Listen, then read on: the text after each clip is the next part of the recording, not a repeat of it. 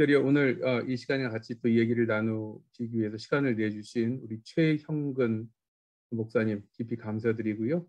이번 12월 우리가 이제 네 번째 호, 2021년 네 번째 호의 일부였던 문화 리뷰 내용 중에 좀 더 무게 있는 이제 신학 서적들 중에서 성도들이 좀 관심을 갖거나 읽으면 좋겠다는 내용들을 우리가 종종 소개해 왔는데, 그 책 중에 하나인 김호동 교수의 동방기독교와 동서문명 책들 리뷰를 또 잘 해주셨습니다. 그래서 많은 분들이 또 그걸 보고 또 이런 분야에 또 깊이 있는 책들, 또 우리가 관심을 가져야 되는 신앙의 이슈들이 있구나라는 걸 깨닫게 된 것 같아요. 그래서 여기에 관련된 내용들을 가지고 우리 리뷰해 주신 우리 최형근 목사님과 잠시 좀 대화를 나눠보는 시간을 갖겠습니다. 먼저 질문은 이렇습니다. 우리가 보통 이제 그 사도 바울이 마게도니아로 갈 것인가, 아시아로 갈 것인가 고민할 때에 이제 마게도니아에서 부는 소리를 듣고 글로 갔다. 그리고 그 얘기 이후에 이제 어떻게 보면 서구 기독교, 서구에서 벌어지는 기독교 교회의 정착 발전이 기독교의 전부인 것처럼 또 배워왔고, 그걸 당연시 여기던 어떤 문화 속에 살아왔던 것 같아요. 근데 이제 그런 어떤 배경에서 우리 최영근 목사님께서 동방기독교에 대한 연구자로 또 알려져 있고, 또 이 동방기독교에 관한 책을 이번에 또 가지고 저희에게 또 소개를 해주시는 그런 역할을 해주셨는데, 어쨌든 동방기독교는 우리가 서구 쪽이 아니라 그 반대 쪽으로 퍼져나간 기독교에 대한 이야기로 알고 있습니다. 그리고 또 현실적으로는 지금 그쪽 편에 별로 기독교가 부흥하거나 세력이 강하지 않기 때문에라도 대부분 사람들에게는 이제 동방 기독교라는 개념이 되게 낯선 게 현실이거든요. 우리 최영근 목사님은 왜 이런 어떤 낯선 부분에 관심을 갖게 되셨는지 혹시 얘기를 좀 해주시겠어요? 그땐 기원을 좀 따라가면 예. 2008년 9년 정도 되는 것 같습니다. 장로의 신학대학교 대학원에서 수업할 때 아시아 기독교라는 과목이 있었는데, 그 아시아 기독교 중에서 다 한 챕터가 다루었던 것들이 경교, 중국의 당나라 때 들어왔던 경교 분야를 다루었는데요. 그때 경교라는 걸 처음 접하게 되고, 근데 그때 재미있는 것 중에 하나가 경교 비석이 있는데, 경교 비석에 보면 한문하고 시리아하고 같이 되어 있거든요. 비석이 이제 그래 돼 있고, 그게 내용에 보면 파사국, 그러니까 페르시아에서 경정이라는 사람이 이제 가지고 왔다, 이 경교를 이제 말하는데, 이제 그거 보고 나서 도대체 페르시아에 어떤 기독교가 있었고 어떻게 이게 오게 되었는지 그때부터 관심 가지기 시작하고, 이제 그러면서부터 역추적한 겁니다, 사실은. 근데 지금 말씀하시는 그 추적의 내용들은 동방 정교회하고는 또 다른 교회를 얘기하는 거라고 얘기를 들었습니다. 잘 모르는, 배경을 모르는 사람들을 위해서 동방 정교하고 동방 기독교가 뭐가 다른지 간단히 얘기를 좀 해주실 수 있으면 좋고, 지금 혹시 현대에는 그 동방 기독교를 우리가 한국이든 호주이든 어디든 간에 혹시 만나거나 경험할 수 있는 곳이 어딘지 얘기를 해주시면 도움이 될 것 같아요. 우선 동방 정교회는 1054년인가요? 1054년 서로마 중심으로 한 이게 기독교가, 콘스탄티노플 중심으로 한 이 기독교가 서로 교리나 여러 가지 사정으로 인해서 갈라지게 되거든요. 근데 이 콘스탄티노플 중심으로 해서 갈라진 이쪽 교회를 동방 정교회라고 하고요. 이제 근데 이 교회의 특징은 뭐냐면 각 국가별로 국가 단위로 이렇게 교회가 형성됩니다. 그러니까 러시아 정교회가 되고 그리스 정교회, 알마니아 교회 정교회 이렇게.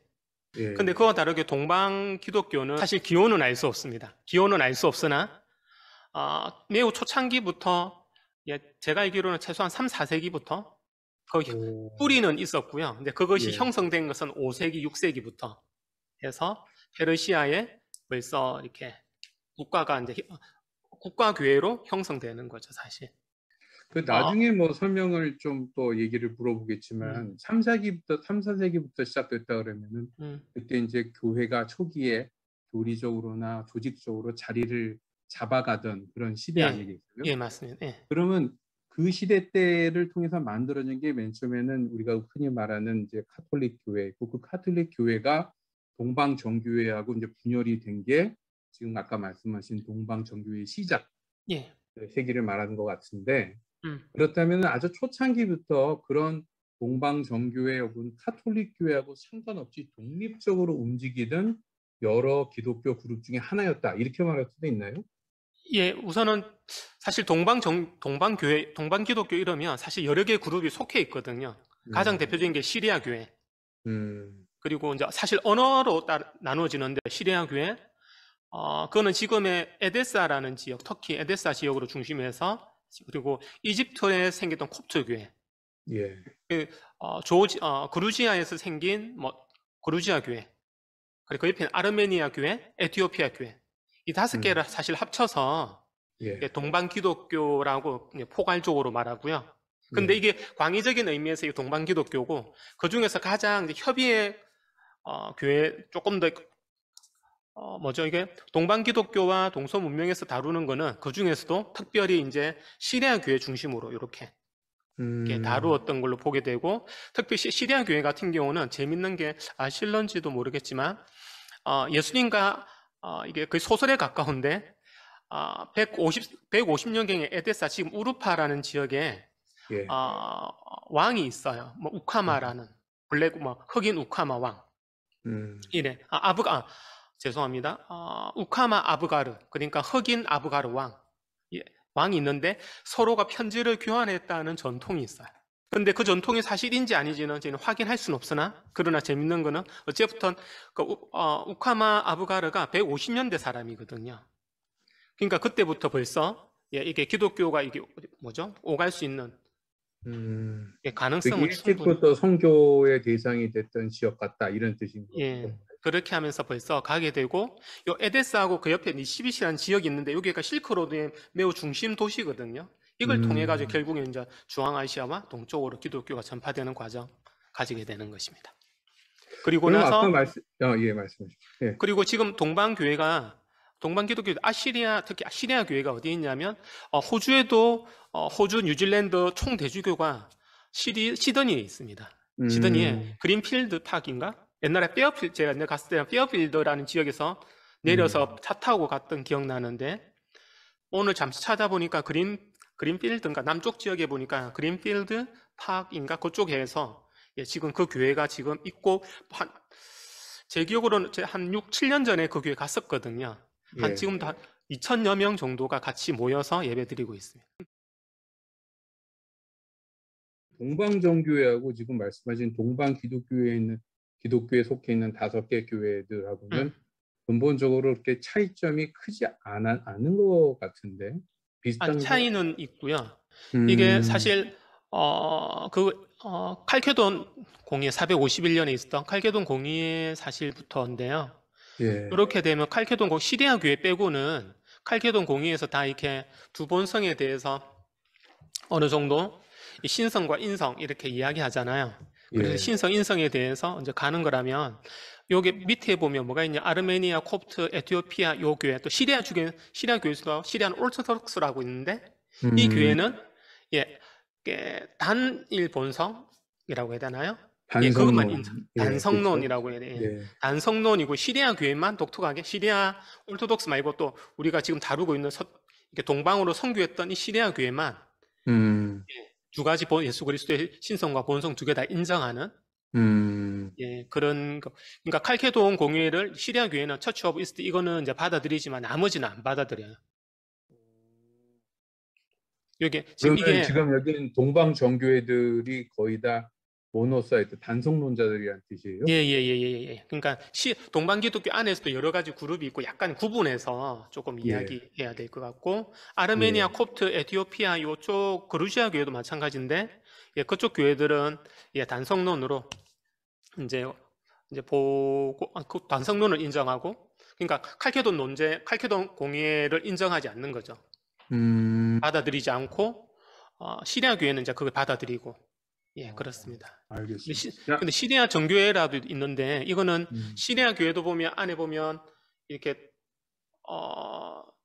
약간 시리아 역사하고도 관련이 있는데 시리아 교회가 페르시아에 430년, 460년 정도에 어느 교단을 세우거든요. 교단을 세웠는데 그 중에서 근데 당시 그 역사적인 배경 보면 그때 로마하고 페르시아하고 전쟁 중에 있었어요.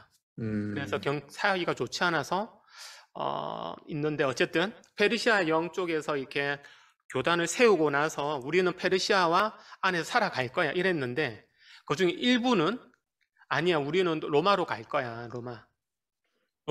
그래서 갈라지는 교회가 있어요. 그 웨스터 시리안이라고 한 이스터 시리안, 웨스터 시리안 구분하는데 이 시리안 오르토독스는 웨스터 시리안 이쪽은 또 단성론을 지지하고 또 이스터 시리안은 신성 인성 다 인정하는 그런 구조입니다. 약간 그러니까 약간 신학이 복잡 역사 속에서 좀 봐야 되는 그런 구조입니다. 예. 다음으로 또 넘어가죠.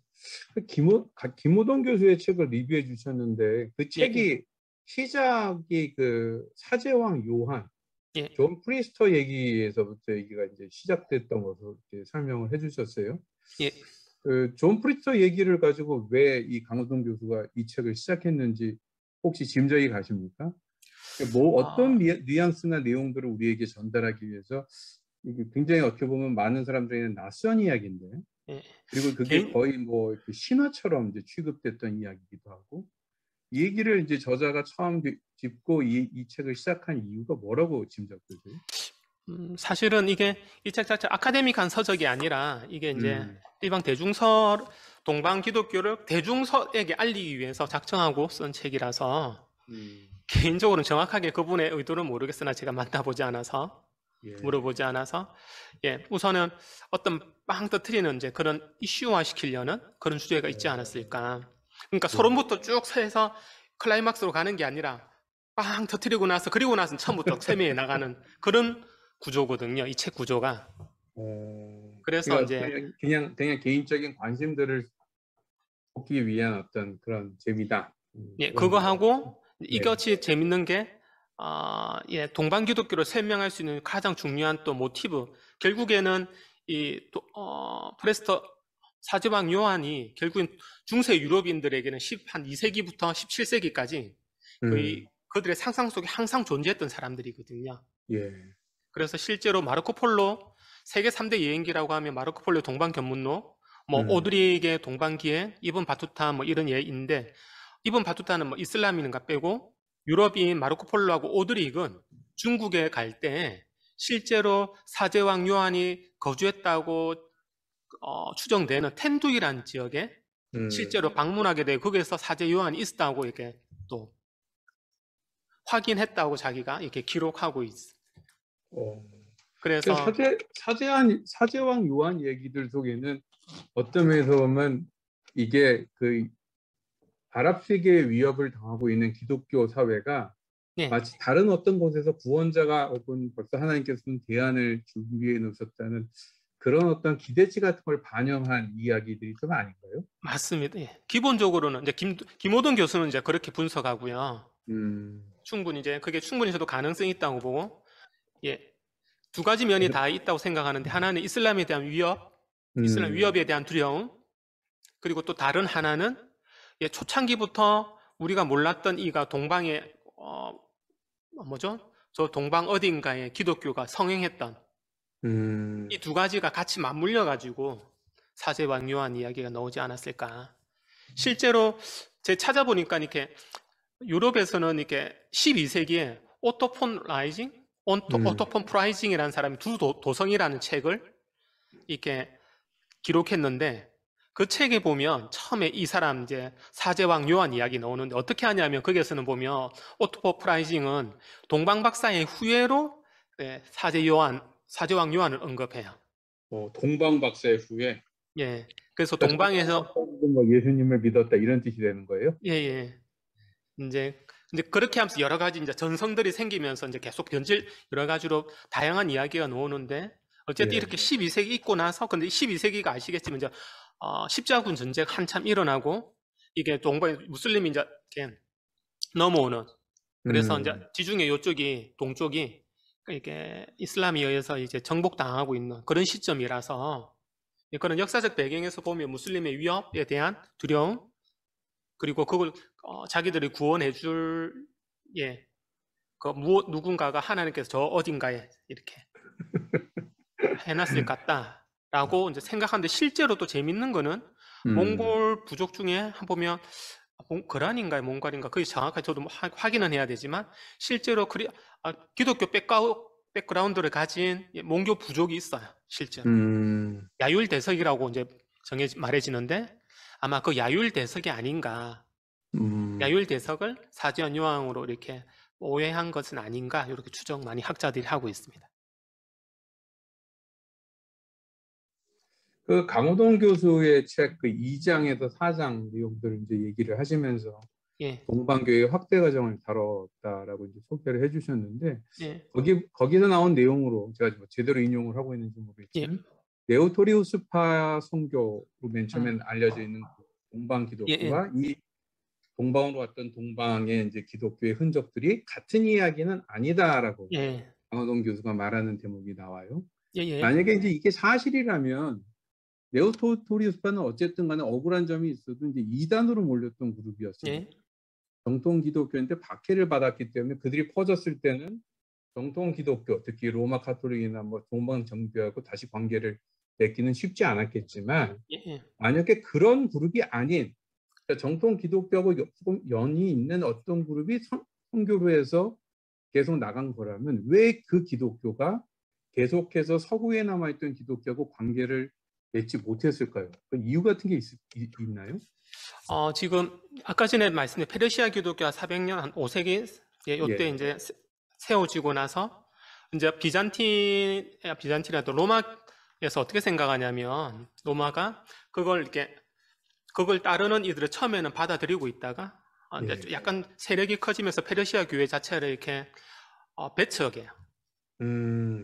그렇게 하면서 페르시아 교회가 수장들이 누구냐면 우리가 알고 있는 테오도로 몹세 잠시만 이게 뭐였지? 이름 얘기해도 정확히 저희는 잘 모르니 뭐 어쨌든 페르시아에 있었던 기독교 안티옥 교회에 있었던 테오도로 몹스데스타시아 이 사람의 사상을 이제 많이 이 교회는 안티옥 교회의 성향을 이렇게 페르시아 교회는 많이 봤거든요, 실제로. 그래서 있는데 문제는 이 교회를 이제 배척하기 시작해요. 이제 배척하면서 너는 우리와 달라 이러면서 잘라내는 거죠. 잘라내면서 했던 게 뭐냐면 작업이 두 가지예요. 하나는 잘라내고 다른 하나가 이들이 바로 우리가 아까 431년에 이렇게 이단으로 정죄했던 네스토리우스 다른 사람들이야. 로마 교회에서 말했던 거예요. 근데 재밌는 거는 이제 이렇게 동방 기독교 사람들은 어떻게 말하냐면 그들의 문헌들을 읽어보면 재밌는 게 자기들도 이 이야기를 들었어요. 자기들이 네스토리우스 다른 사람이라고. 근데 이분들이 실제로 자기들이 뭐라면 네스토리우스는 우리 시리아 말 몰라. 그들의 변정은 뭐냐면 이렇습니다. 네스토리우스는 먼저 우리 시리아 말 몰라. 그는 그리스 사람이었던 사람이야.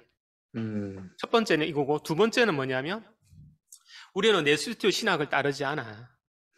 우리는 아까 말했듯이 테오도로보 몹세스타시아의 신학을 따라.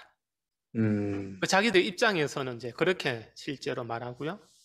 이제 그렇게 하면서 계속 자기들 안에서도 이제 처음에는 그게 아니었는데 계속 지나면서 계속 네스토리우스에 대한 극으로 하니까 이단으로 자꾸 정죄하니까 그 내부에서 신학자들이 계속 자기들의 입장을 이렇게 계속 분명히 밝히는 글들이 계속 밝히거든요. 또 억울하다. 억울하다. 자기들도 이제 그래 생각. 우리는 아니야. 계속 이러거든요. 우리 네스토리우스하고 관련이 없어. 이렇게. 어쨌든 그런 분위기였기 때문에 저쪽 편에서 거부를 해서 연결을 할 수는 없었다 이런 뜻인 거죠. 우선은 첫 번째는 이제 그거고요. 둘째는 또 우리 시리아하고도 관련이 있는데 사실 시리아어나 그루지아, 아르메니아 이런 연구가 거의 되지 않았어요. 이게 언제부터 생겨나기 시작하냐면 1980년대 중후반부터 이제 특히 시리아 다른 건 제가 잘 모르겠어요. 시리아는 1980년대 세바스찬 브로크라는 사람이 옥스퍼드대 교수가 이제 하면서 본격적으로 이제 시작되거든요. 그러니까 문제는 이때 시리아어 그전까지는 시리아어 자료를 읽어본 사람이 아무도 거의 없어요. 알고는 음. 있었으나 연구가 거의 되지 않았으니까 그러니까 읽을 수도 없고 그러니까 서방 자료, 그리스 로마 자료, 라틴어 자료나 그리스 자료만 가지고 이제 시리아 교회를 바라보는 거죠. 음. 그러니까 근데 당연히 어쨌든 근데 어쨌든 그 당시에는 연결이 안 됐던 이유는 음, 서로 간의 배척 때문에 예, 그러니까 예, 오해에 근거한 서로에 대한 배척 때문에 그러지 못했다 이런 예, 말씀이죠. 예, 그렇게 보는 게 좋을 것 같습니다. 알겠습니다. 그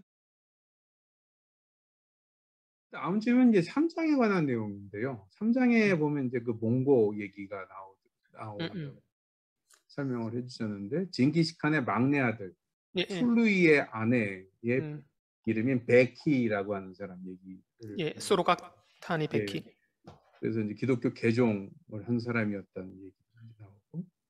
근데 이제 재미있는 건 어쨌든 이제 굉장한 권력을 가진 이제 몽고의 황제 그리고 그 직계 자손의 이제 어떤 왕후 같은 사람이 예수를 믿었는데 음, 음, 이런 중요한 선교적 열매가 혹은 복음을 받아들인 사람이 있음에도 불구하고 몽고 제국의 나머지 파트나 또 몽고 역사의 나머지 파트에 기독교가 그렇게 많은 영향을 미친 것 같지는 않은데 왜 그랬는지 혹시 뭐 설명이 가능한가요?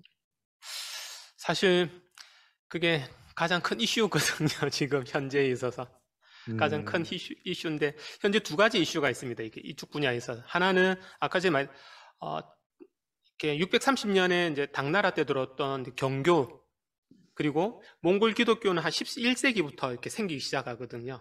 예, 그러니까 경교가 생기 200년 있다가 없어져요. 그러니까 200년 630년에 들어와서 800년 정도 되면 없어져요. 그리고 800년부터 그러니까 이제 이게 몽골 기독교는 10세기, 11세기 들어오거든요. 그러니까 이거 근데 900년, 거기서 잠깐만요. 거기서 없어졌다는 표현이 예, 중간에 자료를 못 찾는다는 뜻이에요? 아니면 실제로 교회가 뭐 핍박을 받아서 없어졌다는 뜻이에요? 두 가지 답니다. 음, 이게 알록산에 나서 이렇게 이교들을 이렇게 불교, 기독교, 뭐 조로아스터교 이걸 다 박해하거든요. 외국에서 음, 들어온 종. 그러면서 사람들도 다 뭐죠? 이렇게 사찰하고 이렇게 교회가 다 없어지기도 하고 문헌도 어, 남아있지가 않아요. 한 개도 음, 현재까지는.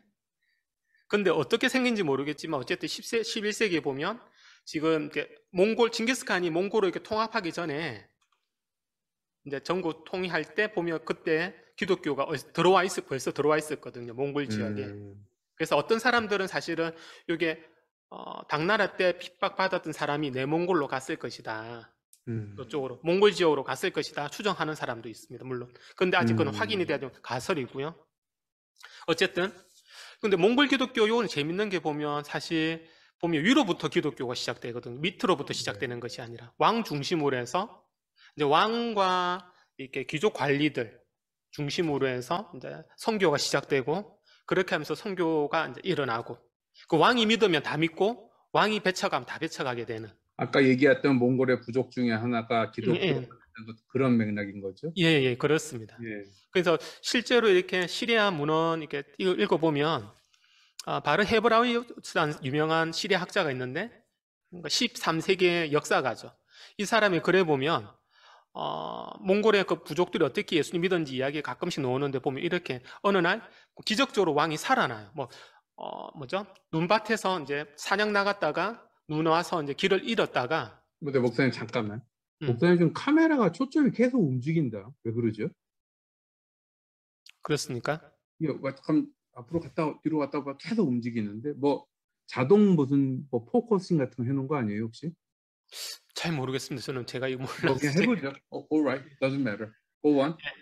어쨌든 예, 그렇게 해서 기적적으로 왕이 이제 살아나는 이야기를 것을 경험하는데 그리고 나서는 자기가 이제 왕이 이제 무슬림이나 무속에서 이제 기독교로 개종해요. 그러면 집단으로 개종이 일어나는 거죠. 음, 이제 그런 일들이 몇 번 있었거든요. 근데 그래서 누가 빨리 전했는지는 모른다. 예, 그건 아직 확인이 되지 않죠.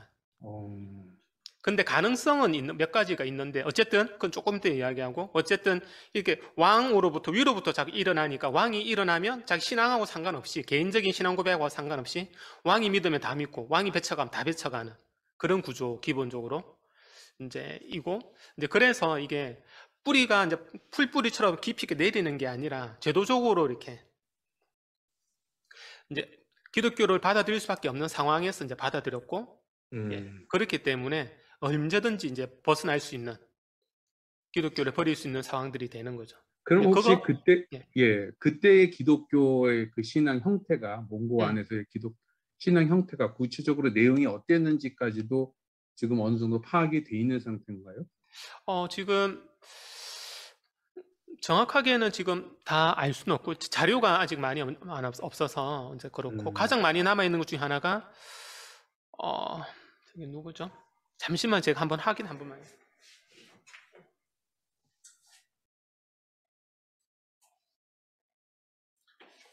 지금 이제 이걸 그대로 이게 조금 이렇게 편견은 있지만 윌리엄 누브룩이라는 사람이 있습니다. 교황이 이제 몽골 제국에다가 이제 파견했던 이제 자기 사신인 거죠.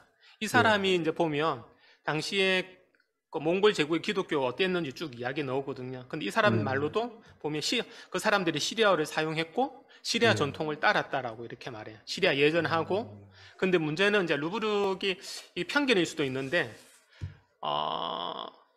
이렇게 보통 카톨릭도 마찬가지고 이제 시리아 교회도 전통 예전이 매우 중요하고 시편이 매우 중요하거든요. 근데 문제는 시편을 낭독을 하나 또 그 의미를 모르는 거죠.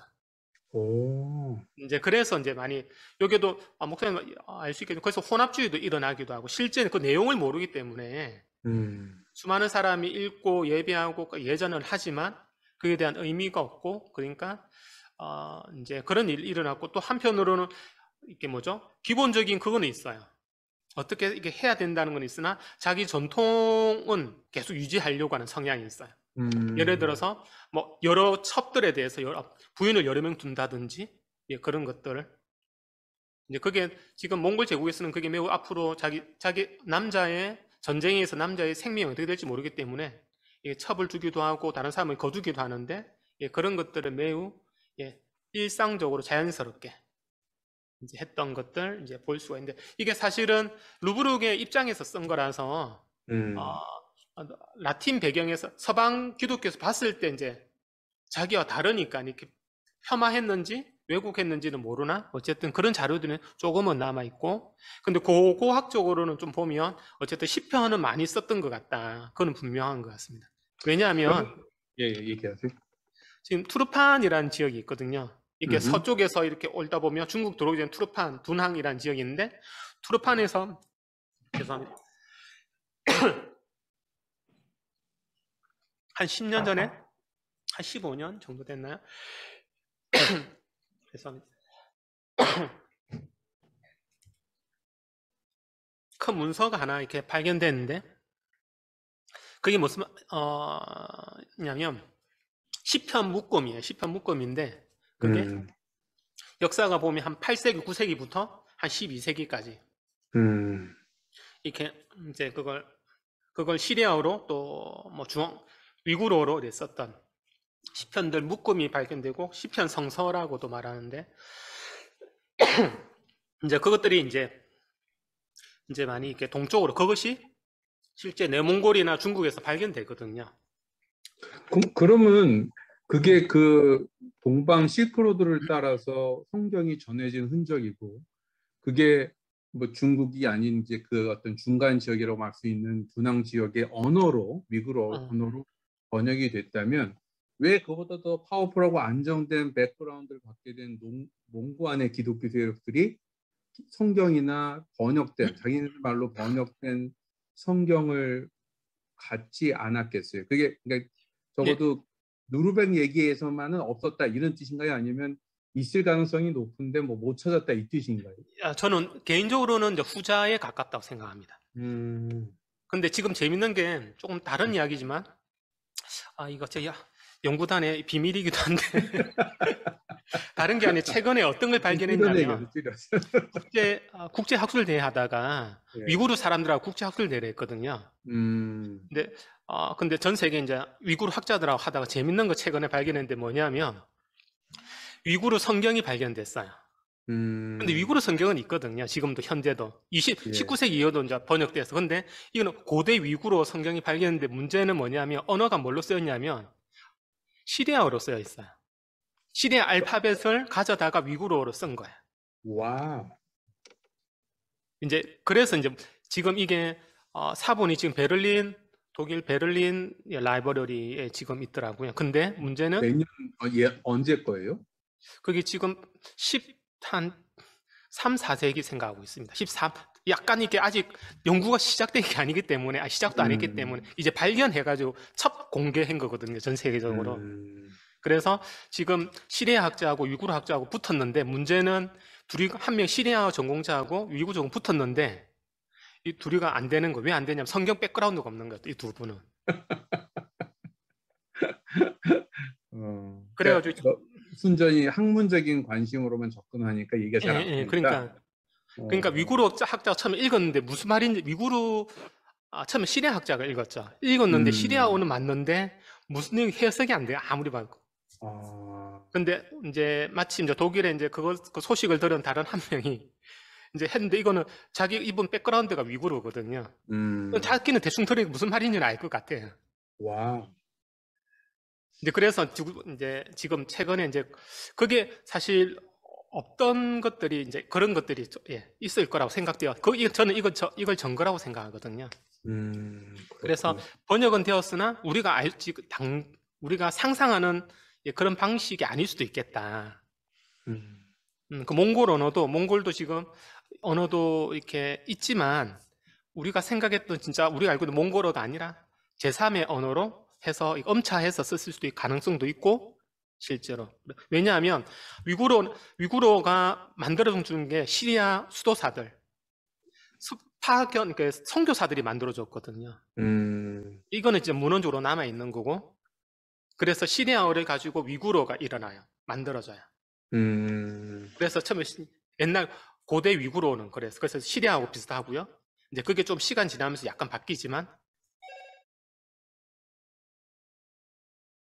근데 목사님 혹시 이게 좀 딴 얘기긴 한데 그러면 그 동방 기독교에 가장 영향을 많이 강하게 미친 안디옥 혹은 시리아 교회가 예. 선교사들을 의도적으로 파송해서 퍼져나간 결과예요? 아니면 그것도 역시 그냥 자연스럽게 퍼져나간 결과로서 만들어진 전파예요? 두 가지 다 있는데 하나는 핍박에 의해서 퍼져나가야만 되는 상황. 예루살렘에서 이제 핍박이 일어나면서 퍼져나간 것처럼. 왜냐하면 이제 페르시아 교회, 아까 지금 말했듯이 페르시아에 처음에 교회가 이렇게 세워지고 처음에는 괜찮았는데 조금 지나면서 어떤 일이 로마의 관계가 페르시아 좋을 때는 상관없는데 안 좋을 때는 어떻게 됐냐면 예전에 이 페르시아 교회 사람들이 이렇게 로마에서도 있었고 페르시아 교회 사람 일부는 로마 사람이고 로마 영역의 사람이고 이러니까 저들이 우리에 대해 스파이가 아니야? 이런 생각을 해요. 그래서 아까 페르시아 교회 사람들이 어떻게 하냐면 우리는 페르시아로 갈 거야 이런 거거든요. 핍박 안 당하려고. 근데 그럼에도 불구하고 페르시아 교회가 있으면 여전히 로마의 관계가 안 좋을 때는 어떻게 되냐면 이게 위기를 경험하죠. 여전히 이렇게 스파이나 이런 걸 그래서 핍박 당해요. 그래서 제도적으로 여러 가지 핍박 당하면서 일부가 동쪽으로 이렇게 서쪽으로 못 가니까 어디로 가면 동쪽으로 가게 되거든요. 그래서 이제 이동하게 되고, 근데 이동한 거가 또 중요한 것도 하나가 또 이 페르시아 교회 중에서도 페르시아에는 서쪽과 약간 달리 수도원이 매우 중심이 되는 수도사들이 중심이 되는데 이들의 수도사들의 가장 큰 특징은 뭐냐면 선교예요. 가장 큰 이슈가 서쪽에서는 자기 이렇게 내면의 성찰과 하나님 관계 뭐 이런 것들이라고 하면 이 동방 기독교는 저도 다 연구했지 않지만 하여튼 상당수가 보면 내면에 이렇게 도 닦고 기도하고 말씀 묵상하는 것도 중요하지만 그와 함께 일어나는 게 두 가지가 중요한데 하나는 순례, 하나는 선교. 거기서 말하는 순례는 대상이 예루살렘이에요? 예루살렘으로 가기 원하는데 많이 못 가죠. 가끔씩 가는 사람이 그러니까 자기 지역에 이렇게 일어난 유명한 성지들 가게 되고 또 중요한 하나는 이제 그와 함께 선교. 근데 선교와 순례를 어떻게 이해하냐면 예수님의 모습을 닮아가는 모습으로 이해해요. 머리 들 곳도 없이 이렇게 돌아다니는 정처 없이 돌아다니는 그 모습 있잖아요. 예. 그 모습을 따라간다고 생각하게 해요. 그걸 따라가는 방법이 순례이고 선교이다. 이런 생각은. 그러면 선교가 어쨌든 그런 그 교회의 중심되는 영성에서는 당연히 선교를 강조했다 그러지만 어쨌든 전반적으로는 교회가 일부러 지금 우리가 하는 것처럼 선교사를 파송하고 뭐 이런 분위기는 아니었고 예, 어쨌든 박해받을 때 자연스럽게 또 퍼져나간 흩어진. 예, 인터넷 예루살렘 교회가 그랬듯이 예, 예. 퍼져나간 그런 어떤 자연스러운 확대 과정의 결과로서 선교가 시리아 교회도 일어났다 이렇게 말할 수 있는 거예요. 예, 그게 이제 큰 중요한 사건인 거죠. 음, 알겠습니다. 그러면 지금 이제 그 어쨌든 몽고까지는 뭐 정체는 알 수 없지만 거기 또 퍼져 나갔던 적이 있었다고 얘기하는데 어쨌든 몽고가 망하고 나서는 그 다음부터는 우리가 동방정교에 대해서 별로 또 들은 바가 없는데 예, 예.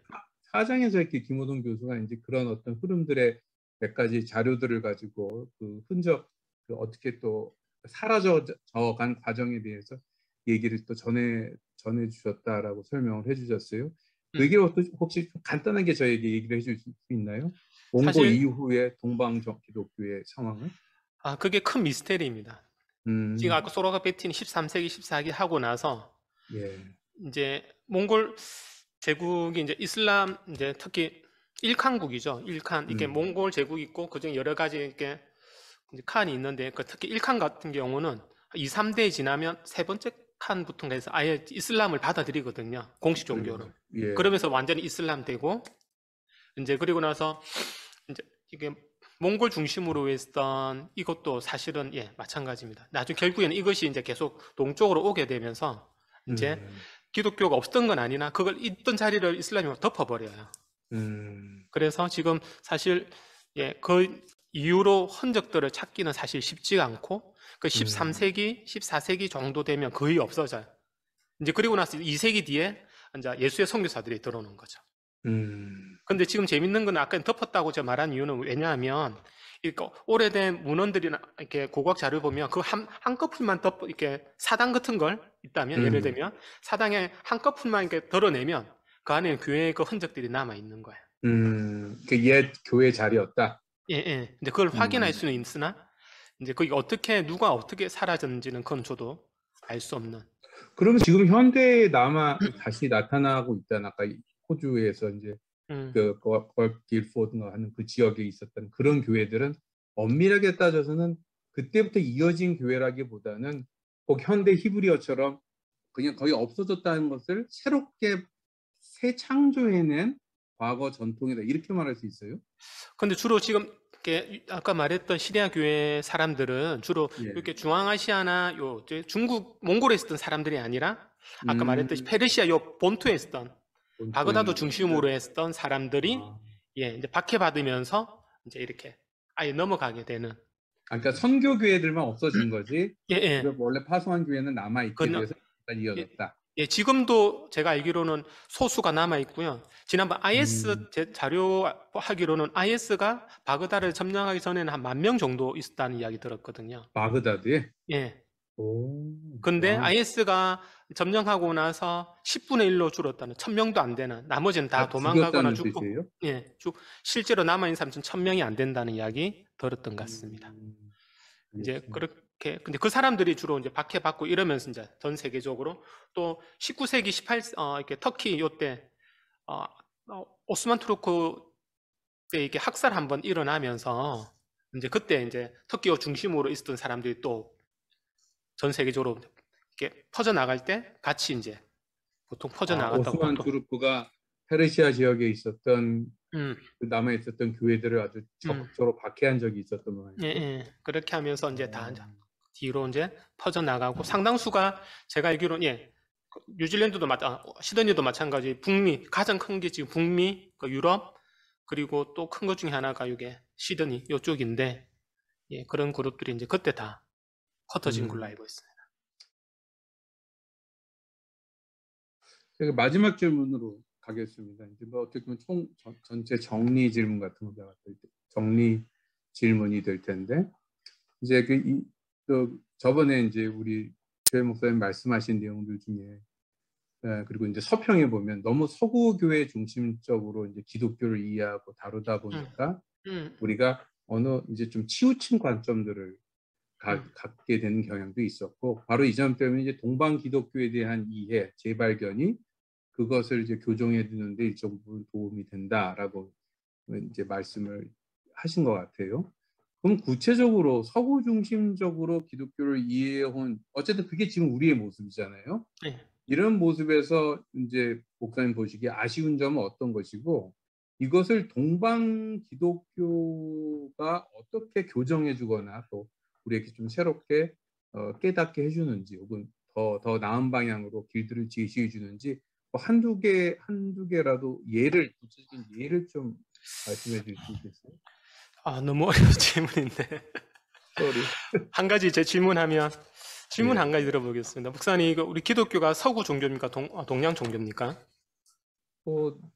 저 같은 경우에는 동양 종교라고 주장하고 다니는 예. 사람이니까. 목사님 이제 그렇게 상당수가 이제 그렇게 말하면 좋은데 이렇게 제가 질문하면 상당수의 학생들이나 그런 미국에서 온 서방의 종교라고 그렇죠. 말합니다. 근데 서방의 종교가 기본적으로 물론 서방에서 온 우리 한국 기독교는 그렇죠, 주로 그 가능성이 높고, 그러나 기본적으로 기독교는 서방의 종교가 아니라 동방의 종교라 개인적으로 생각하고, 아니 그렇기 뭐 때문에 이스라엘이 어쨌든 아시아에 속해 있잖아요. 예, 예. 이제 그게 충분히 인식되어진다면 예수님에 대한 이미지가 달라지는 거죠. 우리가 알고 있는 그 예수님이가 북유럽의 그 흰머리, 이렇게 금발의 이 흰색 그 예수님 모습이 아닐 수가 있는 거죠. 그러게 말이에요. 예, 이제 그렇게 해가지고 개인적으로는 그러니까 예수님의 이미지가 달라질 수 있고, 하나님의 당연히 하나님 이미지와 관련 있다고 개인적으로 생각하거든요. 저는 하나님이 한국말을 하신다고 믿으니까. 이제 어쨌든 이제 그런 것들 하나 있고, 첫 번째는 그거고, 예. 둘째는 이건 조금 다른 이야기이기도 한데, 지금 이제 우리가 생각하는 하거나 재밌는 거는 이제 서방에 있어서 기독교나 이렇게 전파하는 방법 이렇게 조직 신학이나 논쟁하는 방식을 보면 3단 논법이나 이렇게 논리적으로 딱딱 이래 가잖아요. 예. 근데 재밌는 거는 시리아 교회나 이런 거는 보면 논쟁을 시로 하고 있습니다. 마리아 창가나 이렇게 시가 있어요. 에프레임 이야기에 보면. 그러니까 오히려 우리나라 시조처럼 3, 4, 3, 4 이런 운율을 띄어가지고 시조 형태로 이제 이렇게 그런 글들을 발표하고 설교도 그렇게 하고. 그러니까 자기 주장을 그렇게 한다는 건 이해를 하겠는데 어떻게 시로 논쟁을 해요? 논쟁 자체가 그 논쟁 개념이 다른 거죠. 그런 면에서는. 그러니까 논쟁 같은 건 별로 안 한다. 예, 할 수는 있는데 그렇고 두 번 더 중요한 거는 뭐냐면 그러니까 이게 우리도 그렇지만 시조가 3, 4, 3, 4 이런 형태 운율을 띠기 때문에 이게 이제 우리 몸의 최대 우리에게 많이 맞는 거죠. 그러니까 구전될 수 있는 전통이 매우 많습니다. 그래서 그러니까 사실 언어를 몰라도 그들에게는 별로 문제가 되지 않았던 게 사실은 시리아 같은 경우는 이게 언어를 모른다 할지라도 문자를 모른다 할지라도 그것을 충분히 다 구전해서 몸에 익혔거든요. 그럼 이렇게 표현할 수 있나요? 서구 기독교가 너무 논리나 이성적으로 뭔가를 설명해 주는데 집착해 있는 경향이 있는데 반해서 동방 신학교는 그런 거에 너무 매이지 않는 신앙 고백이나 어떤 시적인 표현 속에 있는 그런 더 추상적이고 포괄적인 이미지 같은 것으로 하나님을 이해하고 설명하기를 더 즐겼다. 뭐 이렇게 표현해도 돼요? 그쪽으로 이제 그걸 이제 즐겼다는 건 모르겠지만 어쨌든 그것을 서양에서 발견할 수 없는 것들을 서양에서는 부정신학이라고 하죠. 사실 하나님에 대해서 부정신학 하는데 그런 성향의 신학이 매우 많이 있거든요. 사실. 그렇기 때문에 또 다른 방법의 어프로치 신앙을 이렇게 우리가 할 수 있고 개인적으로는 꼭 하나님 이렇게 설명 꼭 안 해도 된다. 안 해도 충분히 하나님에 대해서 이제 알 수 있다. 알 수 있고 그걸 이제 느낄 수 있다. 그런 거 개인적으로 공부하면서 그게 조금 더 와닿지 않나라는 생각 해봤습니다. 어떤 시간 내주셔서 감사하고요. 이게 굉장히 어떻게 보면 전문 분야고 낯선 분야인데 반해서 되게 재미있는 또 신선한 도전들이 많이 있어서 이 얘기가 조금 더 많이 소개되고 그 사람들이 이걸 통해서 또 그 어떤 내용들의 더 깊은 것을 좀 새로운 것을 찾아낼 수 있는 계기가 되면 좋겠다는 그런 어떤 마음도 드네요. 어쨌든 이런 귀한 또 특별한 일들을 또 관심을 갖고 계속 연구하시는 우리 최형근 목사님 다시 한번 존경의 마음을 표하고, 또 이런 사역들을 계속 하시면서 또 재미있는 또 신선한 도전들, 우리가 영적으로 사실 너무 이렇게 기성화돼 있고 우리가 기존에 갖고 있는 생각에 굳어져 있는 그런 현실이 분명히 있는 게 사실이니까, 그런 면들에서 우리를 다시 한번 이제 영적으로 계속 배우고 깨달아야 되는 것을 좀 다시 되살려 주시는 그런 좋은 자극제 역할들을 하셨으면 좋겠네요. 그러니까 혹시 마치기 전에 이 목사님의 그 동방정교회 연구나 또 이 김호동 교수의 책들을 리뷰하시면서 개인적으로 느끼신 생각이나 일반 성도들에게 바라는 어떤 이야기 같은 게 있으시면 하시고 마치면 좋을 것 같아요. 특별히 뭐 바라는 건 없고, 개인적으로 하나 조금 더 추가적으로 말씀드릴 것 중에 하나가, 이제 이렇게 동방기독교가 이렇게 중국으로 중앙아시아 거쳐서 많이 갈 수 있었던 이유 중에 하나가, 예. 거기에 있거든요. 이렇게 평신도 선교사, 우리로 따지면 평신도 선교사들이 많았기 때문이거든요. 무슨 말이냐면, 이게 아까 전에 동방으로 복음은 전파된 지 누군지 알 수 없다, 이렇게 많이 말했잖아요. 예. 근데 그 상당수가 왜 그러냐면, 이게 자기 직업 수도사들이 복음 전한고도 있는데, 근데 그 이전에 사실 땅 기초로 닦은 사람들은 누구냐면 평신도에 사실은. 그 실크로드를 오가는 상인들 같은 걸 말하는 예, 거예요? 맞습니다. 그 중에서 가장 중요한 소고드 상인이라고 있거든요. 소고디아나 지금 요 지역이라고 있는데, 지금 소고디아나? 예, 그 지역이 지금을 보면 어디냐면 아프가니스탄 그쪽 지역 매우 중요한, 왜냐하면 여기가 중심이 되어서 중국에서 오는 것을 받아서 서양으로 넘기는 이런 작업하고, 서방에서 오는 것들을 중국으로 넘기는. 근데 상당수 이 사람들이 이제 사실은 이제 왔다가 소고디아나까지 정착하고, 자기 생활을 가지고 이제 대상들이 왔다 갔다 하면서 기도 십자가도 가져가고, 아까 말했던 시편 이것도 가져가고, 이제 그러면서 이제 털을 닦아놨고 그 위에서 이제 선교사들이 오는 거죠, 사실은.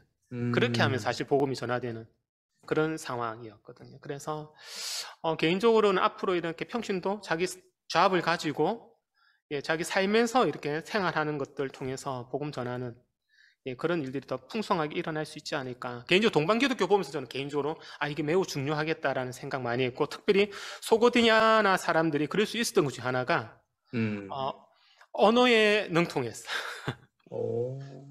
그러니까 중국어도 잘하고, 중국어도 자기 나라 말 소고디아나도 하고, 중국어도 하고, 그리스 라틴어 이쪽도 페르시아어나 그리스 라틴어도 하고. 그러니까 어떻게 보면 자연스럽게 그 다문화적 환경을 접하는 사람들, 그 다문화적 환경이라는 것은 다양한 언어에 대한 이해나 접촉 기회들을 말할 텐데, 그거 자체가 사실 자연스러운 선교 훈련의 일부일 수 있다는 것을 이제 얘기를 하시는 것 같네요. 예, 저는 알겠습니다.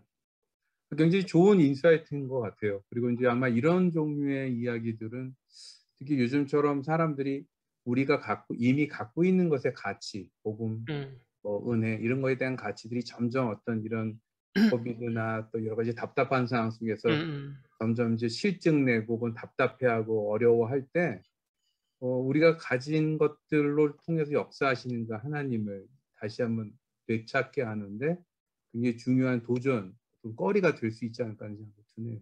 저는 이걸 통해서 청년들 만나면 꼭 이야기해 주는데, 초고대 상인들의 이야기, 그들 통해서 자기 가진 거 가지고 살아가는, 그 살면서 이제 복음 전하는. 같이 시간을 내주셔서 감사합니다. 또 다음 기회에 또 목사님이 또 해주실 멋진 리뷰들이 나오면 또 리뷰 내용을 가지고 꼬치꼬치 캐묻는, 그래서 저희가 이제 돈 안 내고 아주 명 강의를 좀 얻어서 듣는 특권을 누릴 수 있을 만한 바람입니다. 다시 한번 시간 내주셔서 감사합니다. 네, 감사합니다.